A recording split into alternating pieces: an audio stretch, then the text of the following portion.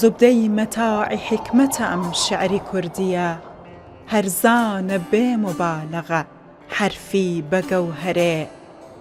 جامەی حەیاتی عاریەت کورتە زینهار، ئالوودە دامەنی مەکە بۆ پێچی مێزەرێ.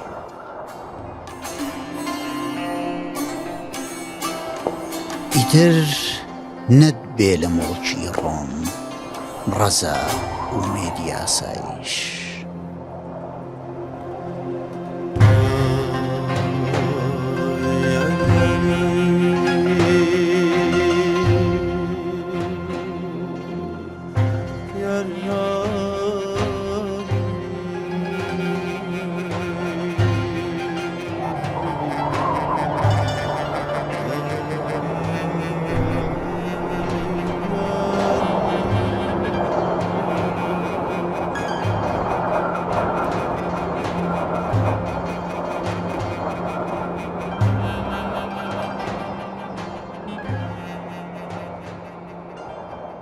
ڕاستە دنیادا نەماوە گەر قسەی ڕاست دەوێت لێ هەزاران نەچاندن گەر قڕۆساڵت دەوێت. مربوطە حەیاتم بە سلێمانی و خاکی، خۆزگەم بە سەگی قاپیەکەی ئەحمەدی کاکی.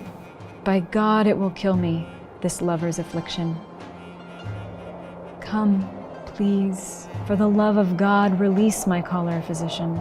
دەمکوژێ حوکمە دەزانم بە خودا دەردی حەبیب، وەرەسا بەشقی خودا دەست لە یەخەم بەردە تەبیب. شێخ ڕەزای تاڵەبانی کوڕی چوارەمی شێخ عەبدوڕەحمانی خاڵسە.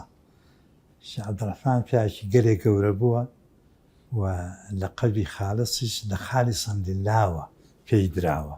شێخ ڕەزا مانگی باپیرمە، لەبەرەوە لە نزیکەوە لە یەک بنەماڵین لە بنەماڵی شێخ عەبدوڕەحمانی خالسین. شێخ ڕەزا من هەمیشە وتومە پیاوێکی ئەوەندە زیرەک بووە، بەهۆی زیرەکیەکەیەوە زۆر کێشەی بۆ خۆی و بۆ بنەماڵەکەیشی دروست کردووە. کە شێخ عەبدوڕەحمانی خالس لە سەردەمی خۆیان مەردی ژمارە یەک بووە لە کوردستانە، پەیوەندێکی زۆر بەتینی لە هەبووە لەگەڵ شێخانی بیارە و تەواڵە کە شێخانی نەخشبەندی بوون، لەگەڵ حاجی کاکەحمەی شێخا هەبووە، لەگەڵ شێخانی سلێمانیە. شێخ ڕەزا لە ناوەندێکی وادا لە ماڵێکی وادا گەورە بووە، یعنی فێری زانستەکانی سەردەمی خۆی بووە، فێری ئەدەبیات بووە، چونکە شێخ عەبدوڕەحمانی خالیس شاعیرێکی زۆر تەوانمەند و لێهاتوو بووە، بە تایبەتی لە زمانی فارسیە. لە زمانی فارسیە شەرحی بەسەر نەینامەی مەولانا جەلالەدینی ڕۆمیۆ هەیە. لوتفێ بکە با شێخ ڕەزا بێتەوە گفتار، حەیفە بڕزێ تیخی مجەوهەر لە غیلافە.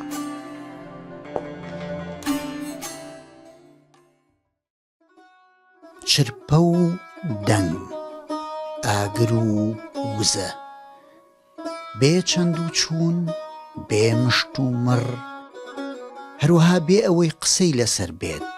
شێخ ڕەزا یەکێک لە نێودارترین قەڵەمەکانی ئەدەبی کلاسیکی کوردیە. بەڵام ئایا نێوداری شێخ ڕەزا تەنها دەگەڕێتەوە بۆ خەرمانێک شێری داشۆرین، یان بۆ هەندێک بەیتی یەکجار لە ڕێسا بەدەر، یاخود بڕێک سەرکێشی دەگمەن، سەرکێشیەک نە مرۆڤ مۆڵەت بەخۆی دەدات بۆ کردن و گوتنیان نەجڤاتیش. خوێنەر، بینەر، لێکۆڵەر و شەیدایانی شیعری شێخ ڕەزا پێویستە سەر لە نوێ بچنەوە دیدەنی ئەدەبیاتی ئەو شاعیرە و بە جۆرێک لە ڕامانی نوێ و بە تەماشایەکی دیکەوە شێعر و دەربڕینەکانی ببینن و بەسەریان بکەنەوە. شێخ ڕەزا شاعیرێک زۆرتر و سەرکێشتر بووە لەوەی تاکو ئێستا هەڵسەنجێندراوە یان تەماشا کراوە. شێخ ڕەزا شاعیرێکە لە بواری فڕینی وشە و دەربڕیندا، فڕین کە ئەو خۆی ئاسمانەکەی بۆ داهێناوە، چەندین جۆری شەقژن و باڵێکدان، سەما، لەنگێرگردنی پەیڤ و دەستەواژەی لە ئاسمان و لە ئامێزی سروەی زماندا هەیە. لەم فیلمەدا هەوڵ دەدەین هەندێک لایەنی گرنگی ئەو ئەدەبیات و دەربڕینانەی وی بەسەر بکەینەوە. هەوڵ دەدەین وەڵامی واتاکانی چرپە و ئاگر دەنگ و وزە بدەینەوە پرسیارێکە و بەرسف دەخوازێت بۆچ دەنگی شێخ ڕەزا هەمیشە گەرم و پڕوزەیە دەنگێک بەردەوام دەڵی لە ئاگرەوە سەرچاوی گرتووە هەروەها ئاماژە بەو پرسیارەش دەکەین کە ئایا هەڵبەستی هەڵبەسراو هەن درابنە پاڵ شێخ ڕەزا شێخ ڕەزا وەکو بنەماڵەیەکی شێخ و وەکو شاعرێکی مسلمان مولتەزیمە بە ئاینی ئیسلامەوە و ئاینی ئیسلام داوات لێ ئەکا شعرەکانت ئەبێ لە چوارچێوەی خزمەتکردن بێ بە ئیسلامە شێخ ڕەزا هێت یەکەم شت چوارچێوەی شەریعەتەکەت بۆ ئەشکێنێ شێخ ڕەزا شعر دراوەتە پاڵی کەوا ئەمە هەجوی مفتی زەهاوی کرد بەڵام بە یەک بەڵگە کە قەت عەقڵ قبوڵی ناکە کە شێخ ڕەزا ئەڵێ ئەی دایکی گەری تا ئێستا نەزاوی ذاتێکی وەکو فەیزی ئەفەندی زەهاوی ممکن نییە ئیدراکی حەقائق بە تەواوی ممکن نییە ئیدراکی نەکا زێهنی زەهاوی ئەمە شتێکی زۆر گەورەیە کە بە مفتی زەهاوی ئەڵێ وەرە ئەمە بەرامبەر بکە لەگەڵ ئەو شعرە ناقۆڵا و هەجوەهینانە کە بۆ مفتی زەهاوی وتراوە بە زمانی شێخ ڕەزاوە ئەمە بەڵگەی ئەوەیە کەوا شعری خراوەتە دیوانی شێخ ڕەزاوە و هیچ شێخ ڕەزا نییە مامۆستا عەلات زیادی لە مێژووی ئەدەبی کوردیە دەڵێ لە باسی شێخ ڕەزای تاڵەبانیە دەڵێ ئەدەبی کوردی ئەگەر شێخ ڕەزای تاڵەبانی تێدا نەبوایە لا سەنگ دەبوو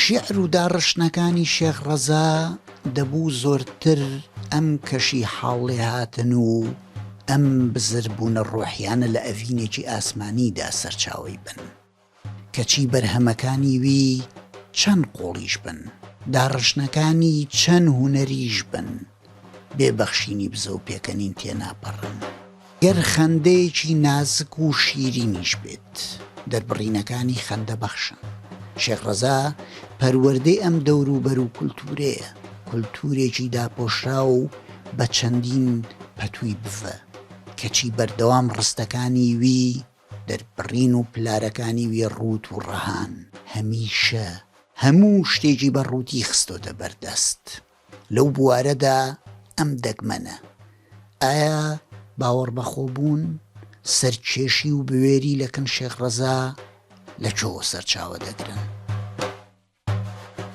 خاڵی خۆشن و مامۆستا تەوفیق وەلیبەک خۆی چەند جارێک باسی کردو ئەیوت من موریدی شێخ ڕەزام وتی ماڵەکەمان لە جدید حەسەن پاشا بوو لە بەغا شوکری فەزلی دراوسیان بوو لە هەمان گەڕک پێکەوە دانیشتین وتی جارێکیان تۆفیق بەک من شعرم بە شێخ ڕەزا نەوتووە منیش وتم فڵانە کەس ئەو شعرانەی تۆ بە شێخ ڕەزا تۆ تا ئێستا کەس پێی نەوتووە ئەو جا کەوتە گێڕانەوەی بەسەرهاتێک کە ئێستا من بە زمانی شوکری فەزلیەوە ئەژێڕمەوە بە زمانی تورکی شعرێک ئەڵێت بە هەجوی ئۆردوی عوسمانی ئێو کاتێشەوە کارێکی خراپ بووە بارودۆخەکە لەوەیان نەبووە کە باسی ئۆردوی عوسمانی کرێ بەو جۆرە وتی ئەگیرێ و ئەینێرن بۆ بەغا و لێ ئەدرێتە دادگای سەربازی لەیانە لە سێدارەدانی بەسەردا ئەدرێت ئەو هەواڵەی کەوا شوکری فەزلی حکمی بە سێدارەدانی بەسەردا دراوە ئەگاتە شێخ ڕەزا ئێوارەیەک ئەچێ بۆ دیوەخانەی والی هەڵێ هاتوون بۆ کاری شوکری فەزلی دیوەخانەکەت بەجێ ناڵم ئەگەر هەتا بۆم جێبەجێ نەکەی ئەڵێ شێخ ڕەزا بەداخەوە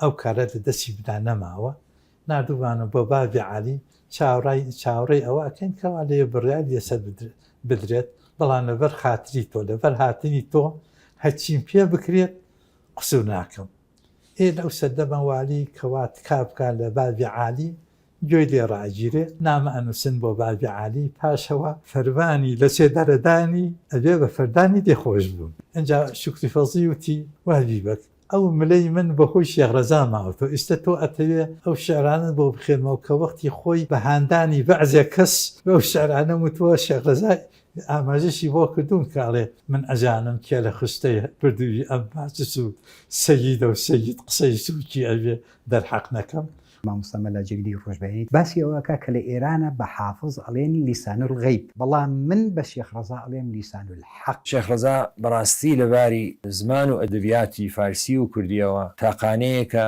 من یەکێتری وەکو ئەو شک نابم ناناسم لە هیچ کام لەم دوو زمانەدا ئەگەر بەشێک لەو هەستی خەڵک دۆستی و نیشتمان پەرستیەکەی یان ئەگەر تەنزێکی بهێنایەتە نێو قەزیەکە و هەر هەج و هەر هەزل نەبوایە من ئەزانم لە فارسیدا حتمما پلەی شێخ ڕەزا لە عوبەید سەرتر ئەچوو بۆ خۆی شێخ ڕەزا گەورەیەکە کە ئێمە کەسایەتی وامان نەبووە لە زوان و ئەدەبیاتماندا زەهەر جاجام گەشتن دەهل سادات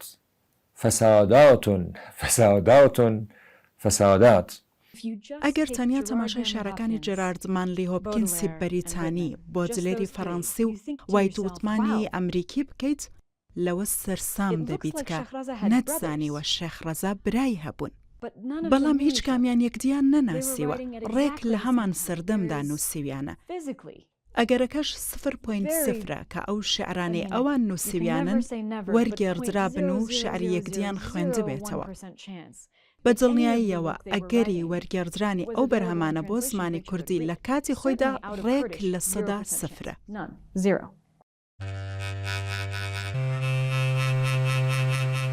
شێخ ڕەزا نووسەر و داهێنەری دیوانێکی دەگمەنە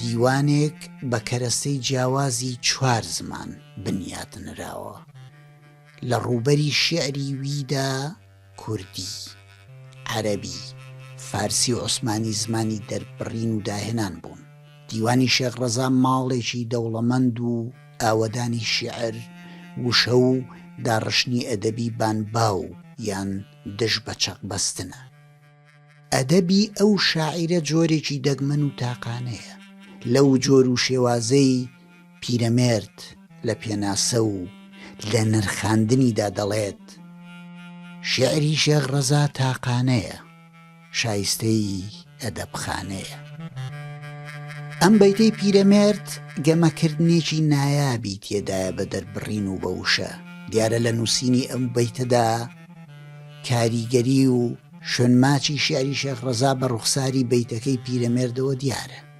هاوکات گەر ڕوخساری پیرەمێرد لەوێدا بێنیتە بەرچاوی خەیاڵ ڕوبەڕووی بزەیەکی شیرینی حاجی تۆفیقی پیرەمێرد خۆشی دەبینەوە شێخ ڕەزا بە یەک کەلیمە حەسمی خلاف و جەدەلی کردووە لە مەجلیسی زانەکانی بەغایە وەکوە گێڕنەوە جارێکیان شێخ عەلی برا گەورەی لە مەجلیسی عولەمای بەغدایە ئەم حەدیسەیە خوێنێتەوە دع ما یەریبوکە ئیلا ما لا یەریبوک یعنی ئەو شتەی کە گومانی تایە وازی لێ بێنە بۆ شتێک کە گومانی تیانە شێخ عەلی خوێنێتەوە دع ما یوریبوکە ئیلا ما لا یوریبوک مامۆساکان و مەلاکانی بەغا گلەی لێ ئەڵێن نابێ وابی خوێنێتەوە حەدیسەکە یەریبوکەیە تۆ چۆنی خوێنێتەوە یوریبوکە ئەمان هەر زۆر قسەیەکەن و شێخ عەلی ئێوێ بڵێ کاک ئەمەش دروستە ئەوەش دروستە ئەوانە بڕوانایەنن شێخ ڕەزا بە یەک کەلیمە مەوزوعە کۆتایی پێڵە کاکە وازیان لێ بێنە ئینەهم لەفی شەک منهم مریب کە ئەڵێ لەفی شەک منهم مریب ئەمجا مەلاکان تێگەن کە یوریبوکەش دروستە تۆفیق حەبیبە گێڕایەوەتی لە ناوڕاستی پەنجاکانە بوو یەکێ لە وەزیرە کۆنەکانی عێراق کۆچی دوایی کردبوو لە گۆڕستانی شێخ عەبدولقادری گەیرانی بە خاکیان ئەسفات وتی میش دەیە بوو لەو کاتەیە چوومە ناو گۆڕستانەکان ئەسوڕامە و بەسەر قەبرەکان زیاتر مەبەستم بچمە سەر قەبری شێخ ڕەزا وتی کە چوومە سەر قەبرەکەی زۆر خەمبار بووم کێلەکانی شکا بوونە سەر یەکا و ئەو پیاوە گەورەیە هەتاکو و کێلەکەشی لەو وەزعیان بێت کە گەڕامە ناو خەڵقەکە لە دوورەوە چاوم بە شێخ حەسەن تاڵەبانی کوڕەزای شێخ ڕەزا کەوت وتی هەرکە چوو بوون دەسم گرت ئەخە پیاژی گەورە بۆ تۆفیق حەبیبە هەموو کەس ڕێزیان لێگرت بۆ چۆمەوەی وتم وەرە وتی دەسم گرت و وتە سەر گۆڕی باشیری وتم ناحەقی بۆ کەوتی پڕی ئەولادی ئەو عەسرە بەکێرم کە بمردم مەگەر گووکەن بەخێرم تابۆکانی ئەو بەتایبەتی ئەو بابەتانی کە تابۆی سێکسین تەنها تایبۆی سێکسینین دوو جار تابۆیە جارێکیان لەبەر ئەوەی ئەم بابەتانە باسکردنی ئەندامەکانی جەستە بەو ڕاستە و خۆیە و باسکردنی ئەندامەکان بە چواندنی زۆر سەیر و سەمەرە تابۆیە لەناو کۆمەڵگای کوردیە لەناو ئاینە دیسان تابۆیە ئەم هێچی ئەکا ئەم بابەتانە ئەچوێنێ بە کۆمەڵی مقدساتی ناو ئاینی ئیسلام یعنی تابۆکەی دوو جار تابۆیە کەم شاعر بتوانێت بە جورئەتەوە ئەمە بڵێت چەند ساڵە ئەو توانە جنسیم نەماوە ئەگەر ئەتەوێت زیاتر بزانین لە دایکت پرسە دوای ئەم دوو بەیتە یەک وێنەت بۆ دروستەکە ئەگەر ئەو دووبیتە غافڵی لە دووبیتەکە تۆ هەستەکەی باسی کەسێکی مؤمنی مسلمان ئەکا مردووە و کفن و دفن کراوە فاتیحەی لەسەر خوێنداوە دوای سێرەکەی باسی ئەندامی نێرینەی خۆی کردووە بۆیە حتا ئەڵێ فاتیحای لەسەر خوێنراوە کەواتە دیسان چارچێوە ئیسلامەکەت بۆ ئەشکێنێ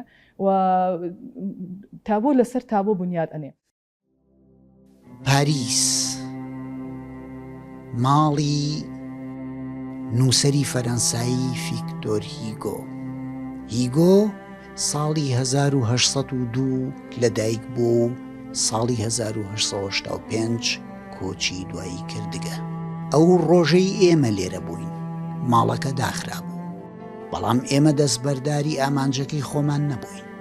ئامانجەکەمان پێشاندانی ماڵی نووسەرێک یان داهێنەرێک بوو لەو شارە، ئامانجێک بۆ پێشاندان و بەراوردکردن بە داروپەردووی ماڵەکەی شێخ ڕەزا لە کەرکووک. لە پاریس ماڵی وەها زۆرن، ئەوێ لانەی نرخزانینە، ئەوێ حوزێکی لێخن نییە، کانی بەرتریفەی مانگەشەوە، کانیەک داهێنانەکانیان بەهرەکانیان و ناوە گرنگەکانیان بەردەوام تێیدا دەدرەوشێنەوە. لە پاریس ماینەوە، لە پاریس بەرەو ماڵی نووسەری فەرەنسایی باڵزاک کەوتینە ڕێ.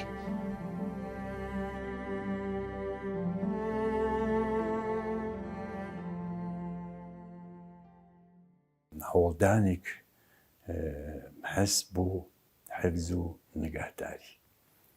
خۆ لە پشوەگەر پێشرەفتە لە پشوەگەر ئەوروپاییە ئێمە شاهدین یعنی ئێوینین کە گەورەگەرێک مربوط بۆ ملەتە، گەورەگەرێکە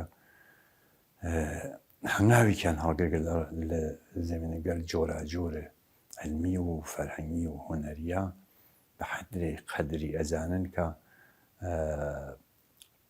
حتا کۆشەکانی پێڵاوەکانی ئەگەر گۆروایەکی بێت، ئەگەر قەڵەمێکی ماوێتەوە، ئەمانە لە ناو سنۆخگەرێکە دایئەنن و هەموو حافزەتیەکەن کە ئێژی لەو کشوەرە لەم شتگەرە ئەرزشمەندتر نییە. لە پاریسەوە دەچینە شاری ڤوپەرتاڵ لە ئەڵمانیا. لەو شارە سەردانی ماڵی ئێلزە لاسکە شولەر دەکەین. ئێلزە شاعیرێکە نمونەی دەگمەنە لە ئەدەبیاتی ئەڵمانیدا. ساڵی 1869 لە شاری ڤوپەرتاڵ لەدایک بووە. ساڵی 1945 لە شاری قودس کۆچی دوایی کردووە. ئێلزە لە باری ڕۆحی و لە شێوەی دەربڕینەوە نزیکە لە ڕۆژهەڵاتەوە، یەک جاریش نزیک. ئێلزە لاسکە شولەر ماڵێکی بچووک بەڵام نایاب و ئاوەدانی لە شاری ڤوپەرتاڵ هەیە. یارانی شێعر و نووسینی ئێلزە بەردەوام سەردانی ئەو ماڵە ڕووناکە دەکەن. کاتێک کە ئێمە شعری هەریکە لەو شاعرانە دێتە بەرگۆمان، هەمیشە وێناکردنی ماڵێک لە زەهنمانە بەرجەستە ئەبێ، ئاخۆ ئەو دەرگایەت چۆن بووبێ، ئاخۆ ژووری نووسن چۆن بووبێ، ئاخۆ حتا ئەو پێداویستیانەی ئەم شاعیرە کە بەکاری هێناوە چۆن بوو بێت. بەتایبەت کەسێکی وەکو شێخ ڕەزای تاڵەبانی کە لە مێژووی ئەدەبیاتی ئێمە جێگە و پێگەیەکی تایبەتی هەیە. ئەم ماڵانەی لێرەدا وەکو نمونە پێشان دەدرێن وێزگەیەکن بۆ پەڕینەوە بەرەو کەرکووک، بەرەو کەرکووک بۆ ماڵی شێخ ڕەزای تاڵەبانی. ئەم نمونانە پێکەوە تەماشا دەکەین بۆ ئەوەی لێرەوە بەرەو کەرکووک کەوینە ڕێ و لە کاولاشی ماڵەکەی شێخ ڕەزا بڕوانین. بەرەو ماڵی شێخ ڕەزا دەچین کە ئەوی شاعیرێکی دەگمەن و داهێنەرێکی ڕۆژگاری خۆی بوو، داهێنەرێک تیغی سوبانی هەبوو. دەچینە شاری کەرکووک بۆ سەردانی ماڵێک کە دەبوو وەکو شێعر و مینا دەربڕین و ئەدەبیاتەکەی ئاوەدان و ڕووناک بە. بەڵام جەخار ماڵی شێخ ڕەزای تاڵەبانی ئەمەیە کە پێکەوە دەیبینین. ماڵێک دەکرا ئێستا لە نێو پرشنگ و لە نێو شەبەنگی چراکانی دابین کەچی جەخار ئەم خەرابستانەی بەردی دەمانە.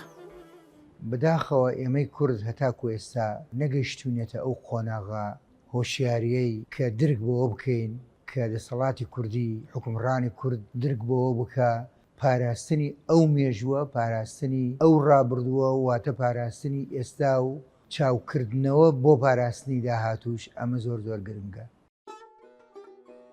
نەماوە ڕەونەقی بازاڕی عەقڵ و دانش و وردی بە پولە نایکڕن لەم عەسرەدا علمی ئەبی وەردی لە ئەشعاری ڕەزا پەیدایە ئاساری جوان مەردی دڕ و یاقوت دەبارێ لەم کەلامە شیرنەی کوردی خدا ساکوا لە دونیادا قەدرزانێ خەریدارێ.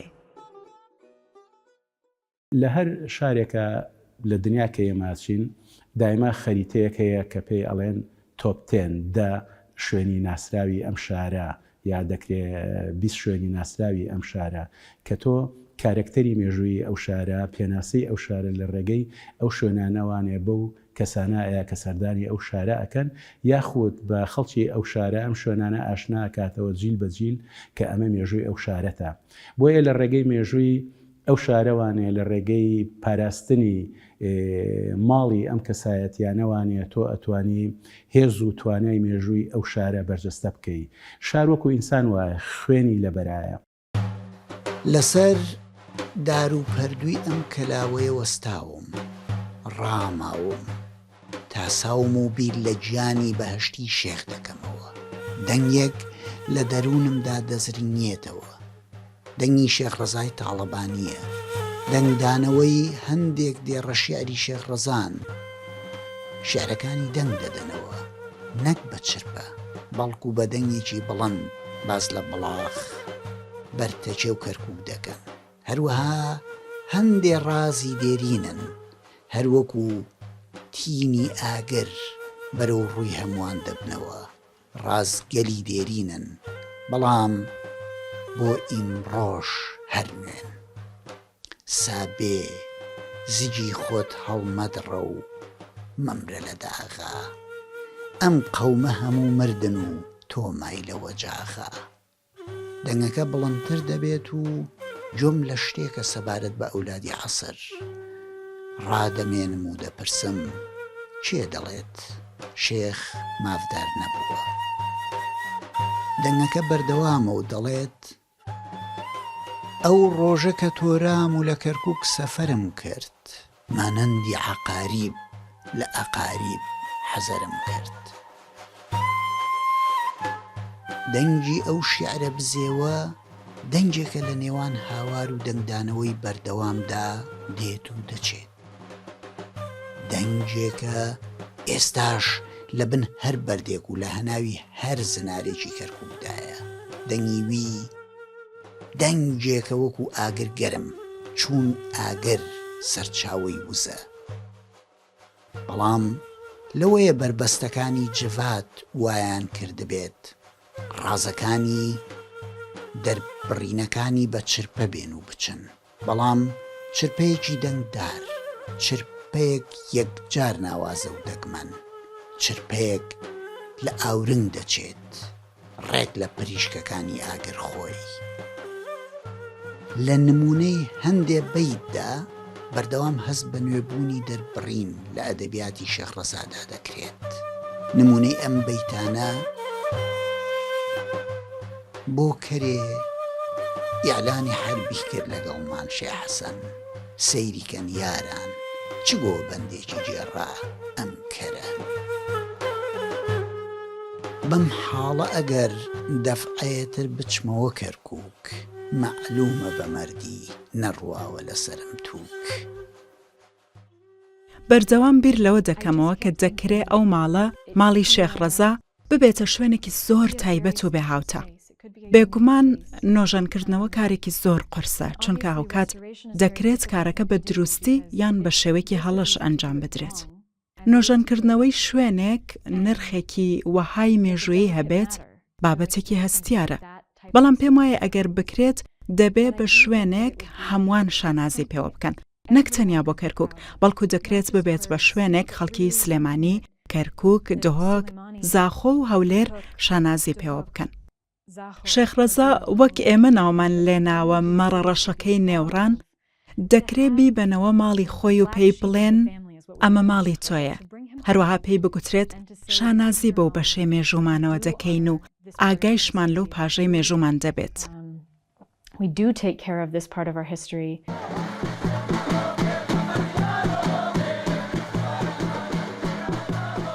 Especially because he's not coming from a traditional Christian background. Of course, he's coming from a very traditional. بە تایبەتی ئەو شاعرێکە وەکو شاعرانی ڕۆژاوایی لە بنەماڵێکی کریستیاندا لەدایک نەبووە بەڵکو لە بنەماڵێکی ئاینی ئیسلام لەدایک بووە. بنەماڵەکە یەکێک لە بنەماڵە موسڵمانە بەنێوبانگەکانی ناوچەکە بوون، بە تایبەتی باوکی بە زیندووکەرەوەی ڕێبازی قادری دەزانرێت لە کوردستان. Took the mantle on, but Sheikh Raza was a very important second son. چیرۆکی بنەماڵە و تەریقەتی قادری لێرەوە دەست پێ دەکات لە بناری چیایی چەرماوەندەوە. لێرە گۆڕی شێخ ئەحمەدی لاهووری هندستانی هەیە لە سوورداش. شێخ ڕەزا شیعرێکی بۆ ئەو مێژووە نووسیوە. لەو شیعرەدا باس لە خۆشحاڵی و خۆشبەختی خۆیان بنەماڵەکەیان دەکات و وەکو دیارەکی ئاسمانی ئاماژە بە هاتنی شێخ لاهووری هندستانی دەکات بۆ خاچی کوردستان. هاتنی شێخ ئەحمەدی لاهووری هندستانی لەوێوە لە هندستانەوە تاکو و خاچی کوردستان، وەکو شێخ ڕەزا خۆی فەرموویەتی و لە شیعرەکەیدا شیرۆڤەی کردەکە بووە بەمایی خۆشحاڵی ئەوان و ڕووداوێکی یەکجار تایبەت بووە. ڕووداوێک شێخی هندستانی لەوێوە دێت و مۆڵەتی تەریقەتی قادری لێرە دەدات بە مەلا مەحموودی زەنگنە. مەلا مەحموود باپیری شێخ ڕەزایە، باوکی مەلا ئەحمەدی تاڵەبانی و شێخ عەبدوڕەحمانی خالیسە. خالیسیش باوکی شێخ ڕەزای تاڵەبانیە.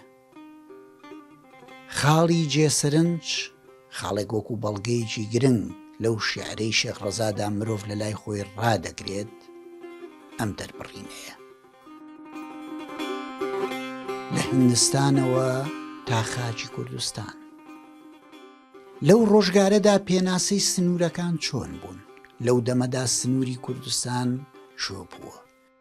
ئەیلەکن شێخ ڕەزا بۆچ ئەم سنوورە دەستنیشان کراوە. سنووری کوردستان تا چۆ کشاوە. مەلا مەحموودی زەنگنەی باپیری شێخ ڕەزا ئەو دەم واتە لەو ڕۆژگارەدا لە چۆ بووە، بێگومان لە کەرکووک بووە. بەڵگەیەکی دیرۆکی جوگرافیایەک کە کوردستانە و شاری کەرکووکیش لە هەناویدایە. شارێکی کوردەواری و کوردستانی کە تەریقەتی شێخایەتی، تەریقەتێک بە شێواز و بە مۆرجی کوردەواری تێدا سەرهەڵدەدات. لەم شیعرەدا گرنگی ناوهێنانی کەرکووک وەکو ئەوەی لە خاچی کوردستاندایە دوورە لە هەموو جۆرە بانگەشەیەکی بە ئامانج یان شێواندنی ڕاستی. شێخ ڕەزا تەنها وەکو جوگرافیا کە کەرکووک لە نێو خاچی کوردستاندا بووە و هەیە ناویهێناوە. دەنا هیچ مەرام و مەبەستێکی سیاسی و لێدان لەوانی دیکە لەم دەربڕینەدا نییە. دەربڕینێکە و ڕنگدانەوەی ڕاستیەکی دیرۆکی ڕەهایە. دەبینین ئەم دەربڕینەی شێخ ڕەزا بووە بە بەڵگەیەکی گرنگی مێژووی، بەڵگەیەک تاکو ئێستا ئاماژەی پێ نەکراوە. ئاماژە پێکردنێک یەکجار گرنگی گەورەی خۆی هەست. دەبێت ئەوەش بگوترێت وشەی خاچی کوردستان لەم شیعرەدا و لەو شوێنە گرنگەدا بۆ پێداویستی سەروان نەنووسراوە. وەکو لە شیعری کلاسیکی ڕۆژهەڵاتدا سەروا هەندێک جار شاعیری ناچاری نووسینی هەندێشتی نابەدڵ کردووە. ئەو خاڵە نرخی دیرۆکی ناوهێنانەکە زۆرتر هەڵدەکشێنێت. خوددا وەختێ کە حەسکا بەندەیەکی خۆی بکە خۆشنود، لە ڕێگەی دوورەوە بۆی دێ بە پێی خۆی شاهیدی مەقسوود. لە هندستانەوە 6 مانگە ڕێتا خاچی کوردستان، خوددا شێخ ئەحمەدی هندی ڕەوان کرد بۆ مەلا مەحموود. هەروەها شێخ ڕەزا لە ڕۆژگاری ژیانی خۆیدا لە کەرکووک هیچ شعر و هیچ بۆنەیەکی شعری داشۆرین یان هیچ بەرهەمێکی دیکەی نییە پەیوەندی بە دنیا و بە هاوڕێیەتی ڕەوەندی عەرەبیەوە هەبێت لە شارەکەدا. لە شیعری شێخدا تورکمان وەکو زمان، کولتور و هاوشاری ئامادەن، بەڵام عەرەب ئامادە نین. لە دیوانی شێخدا جوو، ئەرمەن، دیان و ئەوانی دیکە ئامادەن، بەڵام عەرەب نائامادەن، بزرن. گەلۆ ئەمەش بەڵگەیەکی دیکەی ڕوون نییە بۆ کوردستانی بوونی شاری کەرکووک و درەنگ هاتنی عەرەب بۆ کەرکووک و دەوروبەری. شێخ ڕەزا سەفەرێک ئەکات، یەکەم سەفەری بۆ ئەستەمبوڵ کە ئەگاتە دەی بریفکان پێشەوە بگەیتە دهۆک، چۆتە سەر مەزاری شێخ نورەدینی بریفکانی کە پیاوێکی زۆر گەورە بووە، زۆر دۆستی شێخ عەبدوڕەحمانی خاڵسی باوکی بووە. دەڵێ من لە وڵاتی شارەزورەوە هاتووم ئەچووم بۆ وڵاتی ڕۆم. خۆی دەسەڵاتێکی شعری زۆر گەورە بووە. یعنی تەماشای وێنە شعریەکانی شێخ ڕەزا بکەین ئەبینین کۆمەڵێ شتی زۆر گرنگی تایە. یعنی حتا تەنانەت لە غەزەلەکانیشە من قەنەعەتی ئەوم هەیە کە دەسەڵات زۆر گەورەکەی شێخ ڕەزا لە شعری هەجووەکەیەتی لە داژۆرینەکەیە، بەڵام تەنانەت ئەگەر لە غەزەلەکانیشە بگرێت. یعنی لە غەزەلێکا بەم بەیتە سپێکە دەمکوژێ حکومە، تەماشای ئەم حکومە بەکاری هێناوە بە چ معنایەک بەکاری هێناوە. حکومە یعنی حتمیە. ئەمە لە شعرێکی تریشە لە مقارنەی بینی سلێمانی و سنە کە بۆ هەجوی سنە بەکاری هێناوە، دیسانە ئەو حکومەی بەکاری هێناوە و بە قەنەعەتی منیش کەسی تر غەیری ئەو لە شاعرانی کووردا ئەو حکومەی ئەوەنە پڕ بە پێسی خۆی بەکار نهێناوە. دەمکوژێ حکومە دەزانم بە خودا دەری حەبیب. ڕاستە ئەمە جۆرێک لە نەفەسە گشتێک کلاسیکەکەی تایە، بەڵام بەڕاستی ئەو نەفەسە کلاسیکی ئاساییە نیە کە ئێمە لای خەڵکی ترایی بینین. کەسیش بەو دیقەتە ئەو کەلیمەی حکومەیە، بەڵام بە معنای گەرمیانەیە کەرکووکەکەی نەک بە معناینەکە، بەو دیقەتە و بە جوانی بەکاری نهێناوە. داشۆرینەکانی شێخ ڕەزا هەجووی سادە و ساکار نین، نەخێر دەربڕینەکانی وی کاریکاتێری واتادارن بە وشە، نەک هەر نوکتەی ڕوود نین، بەڵکو زۆر ئامانجی سیاسی و کوردەواریشیان تێدان. شێخ ڕەزا چوون ئەکرۆپاتێک بە هونەری وشەسازی، بەداڕشتن و گەمە بە وشە، وەکو کۆمەڵە گۆکێک یان کۆمەڵە تۆپێک یاری بە پەیڤ و دەربڕین کردووە، یاری بە وشەکانی کردووە و خۆی چۆنی ویست بێت وها سەمای پێکردوون. شێخ ڕەزا ئەو پەیڤ و دەربڕینانەی خستۆتە سەما و شتی نایابی لێساز کردوون. لەو بوارەدا نمونونەکانی وی یەکجار زۆرن، هەندێک جار بێگەڕانەوە بۆ سەرچاوە و بێ چاوخشاندن بە تۆمارەکاندا لە یادەوەری یارانیدا بەیتی لەم جۆرە دێنە پێشەوە. ئیتر نەت بێ لە مۆڵکی ڕۆم ڕەزا ئومێدی ئاسایش، لە پێش ئەم کارەدا هێشتا ئومێدی پارچەنانێ بوو.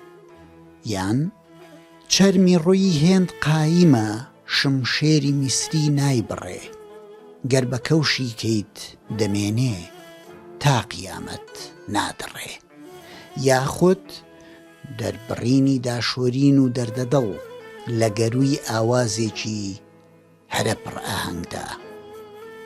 ئەو ڕۆژەی کە تۆرام و لە کەرکووک سەفەرم کرد، مانەندی عەقاریب لە ئەقاریب حەزەرم کرد. لە بن ساباتی ئەم بەیتانەدا مرۆڤ هەست ناکات جۆ لە داشۆرین دەگرێت، بەڵکو لەوە دەچێت بەرامبەر بە ئاوم و خوناوی تافگەیەکی پڕشەبەنگ وەستا بێت. ئەگەر قسەی ئەدمۆزیش بکەین لە هیچ یەکێک لە شاعیرانی ڕۆژهەڵات و ڕۆژئاوا کەس شاعیرێکی با بڵێن هی داشۆرین هەجوو لامپۆنیست وەکو شێخ ڕەزا نییە لە هەموو دنیاە. ئەوەنەی ئەو ئاگای لێبووە کە دیارە ئاگای لە زۆر شتی تریش بووە. شێخ ڕەزا نمونەیەکی دەگمەنە لە تابووشکێنی. لە بەهەندنەگرتنی بربەستەکان جا چ بربەستی جڤاکی یان ئۆلی بن. لەم بوارەدا شێخ ڕەزا بوێرە و هاوکاتیش ڕەچەشکێنە و خاوەنی شێواز یان شیرۆڤەکردنی تایبەت بە خۆیەتی. شێخ ڕەزا مارکەیەکە لەو مەیدانەدا، بوێر بووە و دەستی لە کەس نەپاراستووە، بوێر بووە و ترس و بڤەی لەلان نەبووە. لە کاتی نووسین و دەربڕیندا تەنها دڵی لە لای چۆنایەتی بووە، بۆیە لە هەندێک شوێندا دەیگەێنێت بە ترۆپک. لازمە بۆ شێخ سبەینان گورگەخە و تا بڵێن شێخ زاهیدە و نانوێ بەشە و یان لە باسی ڕیشی موریدێکی وەکو حەمەی وەستا فەتاحدا دەڵێت کە سەیرم کرد دەزانم شێخ لە من مەسرورەیە عاجز، حەمەی وەستا فەتاح بۆ حاڵی من میزانە ئەم ڕیشە.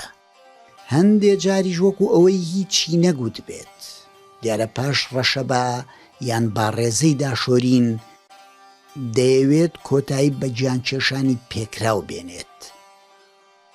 لایەقی شانی من و شایانی شەئنی تۆ نەبوو، چاوەکەم چیت پێ بڵێم، چارم نییە غەیری سکوت. شێخ ڕەزا دوو بەیتیەکی هەیە، دوو بتریگەن چوار مسرعی هەیە کە ڕوبەڕووی بە شێخ عەلیەکاتەوە. باوەڵ دوو بەیتەکەی بخوێنمەوە ئەڵێم کە قووەتی شاعرەکە لە ئەو شارانە کوێیە. ئەڵێت شێخ عەلی خۆ تۆ منت ئاوارە کرد و دەربەدەر، چاکە هەجوێک و بکەم ئەمما مفید و مختصەر، بۆ حەمەی وستا فەتاح ئێمەت هەموو ئاوارە کرد، ئەی حەمەی وستا فەتاح دایکت بە کێری نێرەکەر.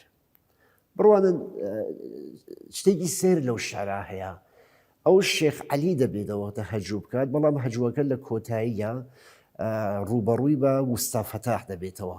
ئەمە زاهریان ڕواڵەتی ساکاری شعرەکەیە. بەڵام ڕازی شعرەکە لەوە هەیە کە ئەگەر بزانین کە هەر لەو سەردەما باسی ئەوە کراوە کە شێخ عەلی برای سوکەمارەیەکی خستووەتە سەر دایکی وستا فەتاح، بە مانایەکی تر ئەو شعرە بە ئەو قووەتە زمانیەوە بێ ئەوەی کە ڕاستەوە خۆ ئەمە بڵێت، ئەو وەختە کاکی کە شێخ عەلیە تەشبیهەکە بە نێرەکەرەوە. ئەمە زۆر لە قووەتی شاعرانە و لە زمانی شاعرانەنا، ئەو وەختە زۆر شتێکی عەجایب غەریبە. تۆ کە خۆت مەیلی جنێ و بازی دەکەی شێخ ساڵح، بۆ دەکەی سەرزەنشتی من کە ڕەزا هەجاوە، غایەتی بەندە جنێوم بە دووسێ کەس دابێ، تۆ هەتا ئێستا بە قوربان بە هەزارت داوە. باسی ئەندامەکەی خۆیە کە ئەڵێ پرچی پەخشانە لەسەر شان و ملی ئەڵەی دەروێشە. ئێمە زانین ئەو خۆی بنەماڵی تاڵەبانیە و تەریقەتە تاڵەبانی و دەروێشیان هەیە، بۆیە دڵنیام پێش هەموو کەسێت دەروێشەکان زیاتر بەمە پێەکەنن.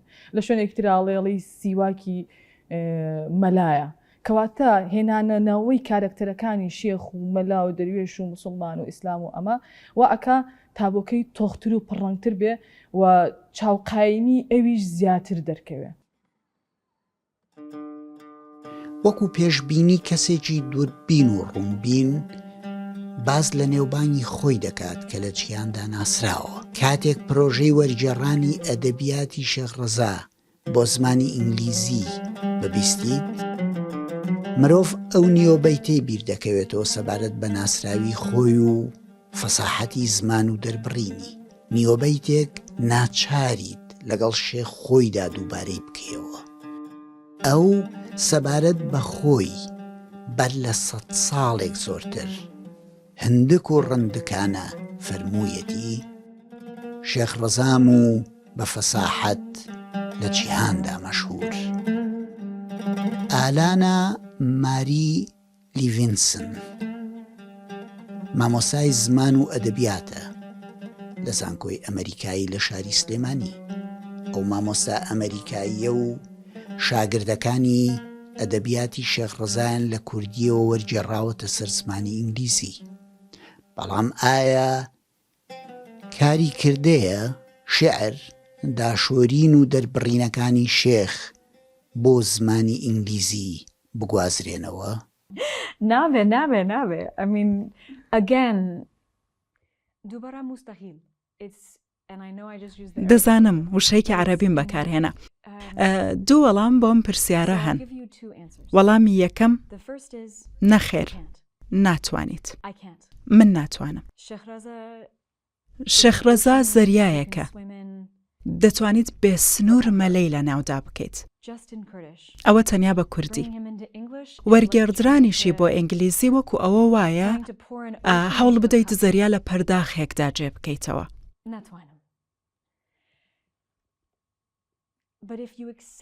بەڵام ئەگەرەوە پەسەند بکەیت ئەمە کارێکە نەکردە و ناتوانیت. دواتر بە خۆت بڵێیت باشە ناتوانم، بەڵام مەبەستمە خوێنەری ئینگلیزی زمان بیناسن و شوێنێکی لە ئەدەبیاتی جیهانیدا هەبێت. باشە. ئێمە لە پرۆژەی کەشکۆڵ پرۆژەکەی خۆمان پرۆسەیەکمان دەست پێ کرد بە هاوبەشی لەگەڵ هاوکارانم. بەو جۆرە دەستمان پێکرد کە سەرەتا وشەکان بە نزیکترین مانا وەربگێڕین. ئێمە بەم پرۆسەیە دەڵێن سازکردنی پەرتووبڵاوی دروست، وشە بە وشە. چ شتێک لە دەقە کوردیەکەدا هەبێت دەینووسینەوە. لەبەرەوەی شێخ ڕەزا شاعری سەدەی 19 وشەکانی تەنیا کوردی نین، بەڵکو وشەی فارسی، تورکی عوسمانی، عەرەبی عێراقیشی تێدایە. جگە لەوەی ئێستاکە زاراوە کوردیەکان لێک دوور کەوتونەتەوە، لە سەردەمی ئەودا لێک نزیکتر بوون. شێخ ڕەزا وشەی هەورامی، سۆرانی، کورمانجی و بادینی بەکارهێناوە. ئێمە تەنیا سەری تاک بە تاکی وشەکان ناکەین کە زۆر جار دەکرێت چەندین مانای جیاوازیان هەبێت، بە پشت بەستن بەوەی چەشنی وشەی سۆرانی وەریان بگەڕینیان وەک وشەی عەرەبی یاخود وەک فارسی و هەورامی. ئێمە گشت واتاکانی وشەکە دەنووسینەوە. تەماشای وشەی زمانە جیاوازەکان دەکەین کە ئەو لە هەر دێڕە شعرێکدا بەکاری هێناون. تەماشای فۆرمی شعریش دەکەین لە دێڕێکەوە بۆ دێڕێکی دیکە. هەر وشەیەک کاتێک واتایەکی دیاریکراوی بۆ دادەنین، دەڕوانین تاوکو بزانین واتای ڕستەکە چی بەسەر دێت. ئەگەر هەمان وشە مانایەکی دیکەی بۆ دابنین، تەماشا دەکەین بزانین ڕستەکە چی لێ دێت و وەرگێڕانەکە چۆن دەردەچێت. لەبەرم هۆکارە وەرگێڕانەکەمان بە شێوەیەکی بەرچاو پەرتوو بڵاوە، جوان نییە، بەڵام پڕپەراوێزە. هەموو ئەو پەراوێزانە دەنووسین کە پێویستە بۆ هەر شعرێک بنووسرێت. تێگەیشتن لە ئەدەبیات و شیعری شێخ ڕەزا پاشخانی جیاوازی دەوێت. شێخ ڕەزا لە نووسیندا فەرهەنگی تایبەت بەخۆی هەیە. بۆ حاڵی بوون لە شێخ ڕەزا خوێنەری ئەو ڕۆژگارە و ئێستاش دەبێت شێوەکانی زمان و دەربڕینی کوردی بزانێت. تۆیچ لە من بووجی وە شاعر؟ ئەو شاعیرێکە زمانەکانی عەرەبی، تورکی عوسمانی، فارسی و هەروەها کوردی بە شێوە جێهڕەنگەکانیەوە کردووە بە کەرەسەی نووسین و دەربڕین. کوردی لە ترۆپچی دەوڵەمەندبوون و فرەڕەهەندی خۆیدا وەکو زمان بەکارهێناوە. سەبارەت بە شێعر و پەیوی کوردی ئەو کاتێک بێ زیادەڕۆیی و لە دڵەوە دەڵێت هەرزانە بێ موبالەغە حرفی بەگەوهەرێ. هەر لەبەر ئەوەیشە تێگەیشتن و چێژوەرگرتن لە ئەدەبیاتی شێخ ئەوە دەخوازێت مرۆڤ زمان، فەرهەنگ و ڕوانگەی جیاواز و دەوڵەمەندی لەکن ئامادە بێت.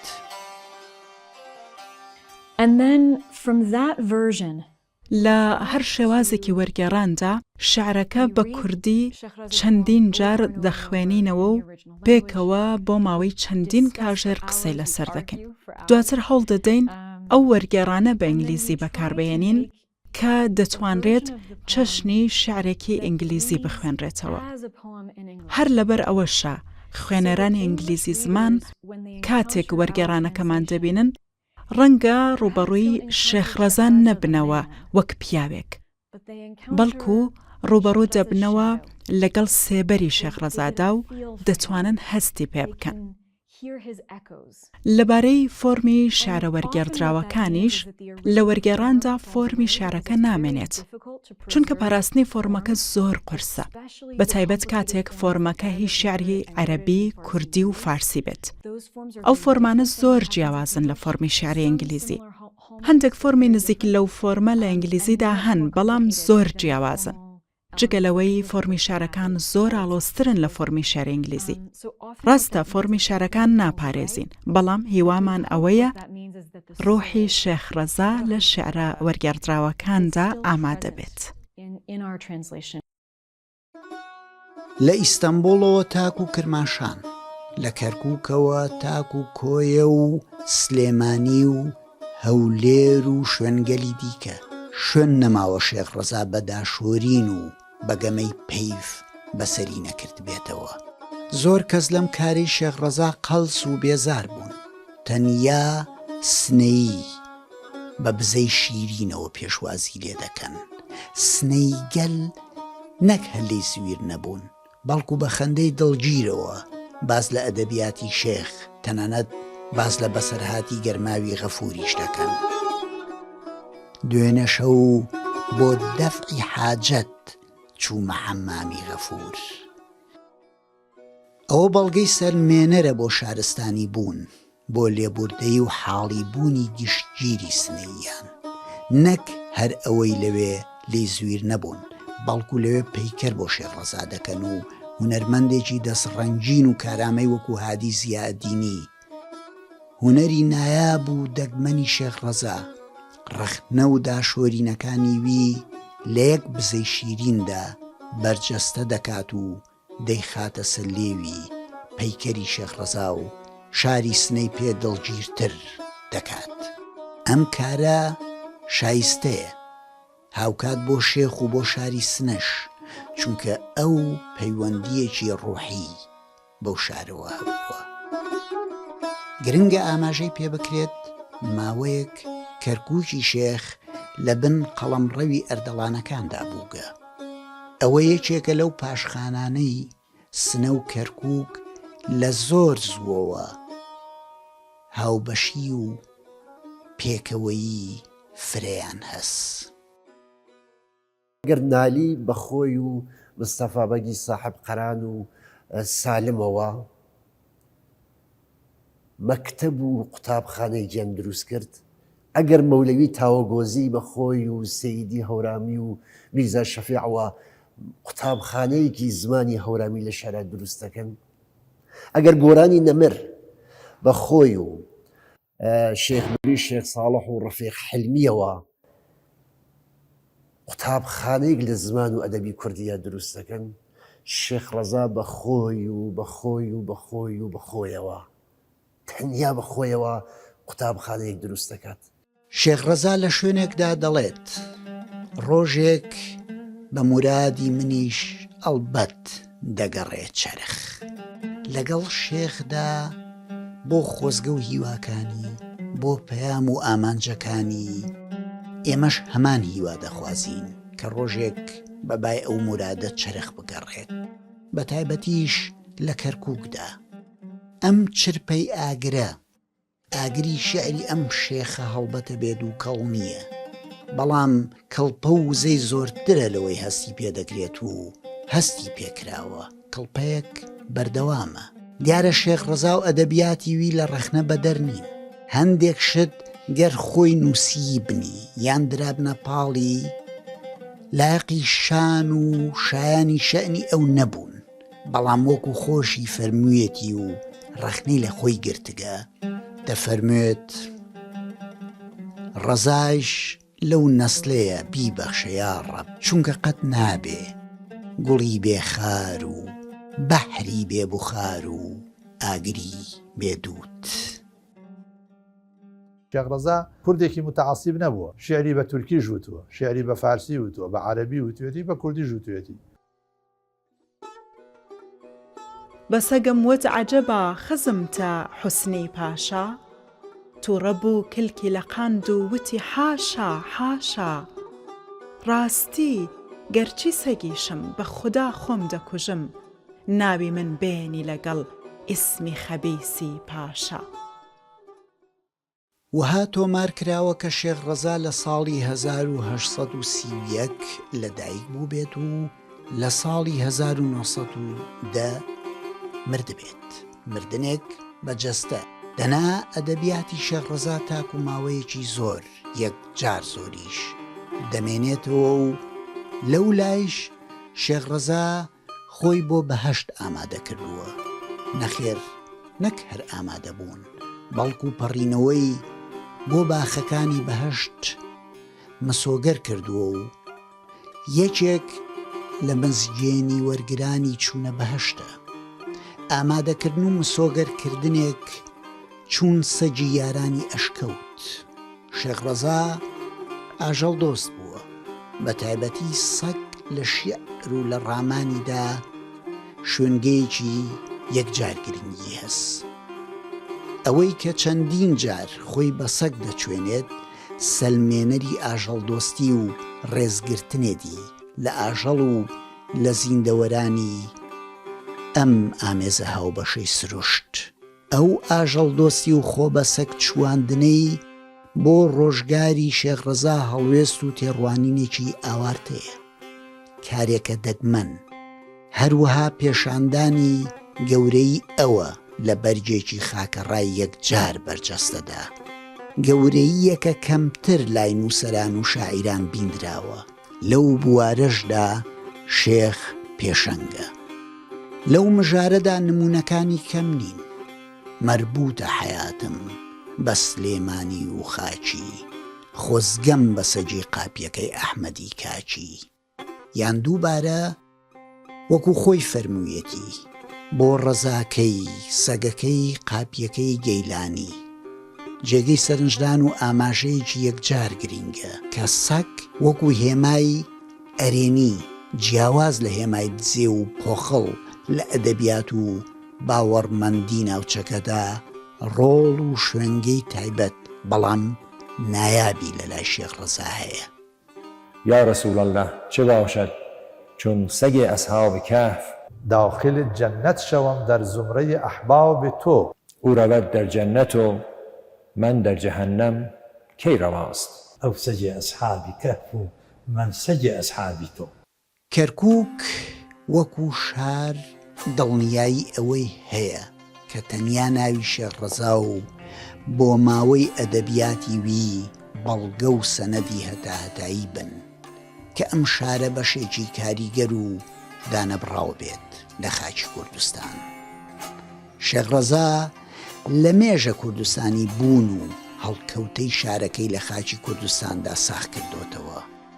تەنانەت لەو ڕۆژگارەشدا موریدانی تەریقەت و قاسیدەکان 6 مانگەڕێ لە هندستانەوە ڕویان لە خاکی کوردستان کردووە. هاوکاتیش شێعری شێخ ڕەزا بەڵگەی پڕشانازیە بۆ لێبوردەی و ترۆپچی لێک تێگەیشتن و پێکەواڵکردن.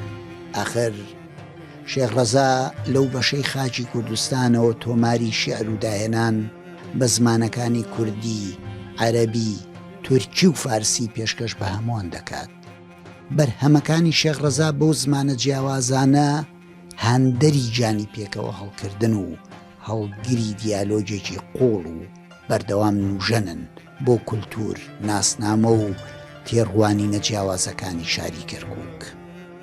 سەبارەت بە ناوی شێخ ڕەزا خۆشی بۆ نێوبانگ و کاریگەری وی هەمان ئەو بەیتەی خۆی کە لە ستایشی حاجی ئەسعەدە ئاغادا نووسیوێتی لێرەدا شایستەی گوتنەوەیە: تا ڕۆژی قیامەت بە خودا زیندووە نامرێ، بابێ کە بمێنێ کوڕی وەکو تۆی لە وەجاخە. ئەمانە لە کۆدا چ بەدەستەوە دەدەن؟ خاکی کوردستان، حرفێکی زمانی کوردی هەرزان بێ بە گەوهەرێ، مڵکی ڕۆم و نەبوونی ئومێدی ئاسایش لە مڵکی ڕۆمدا. لە بیرم بێ سلێمانی کە دارولمڵکی بابان بوو، نەمەحکومی عەجەم نەسوخرە کێشی ئالی عوسمان بوو.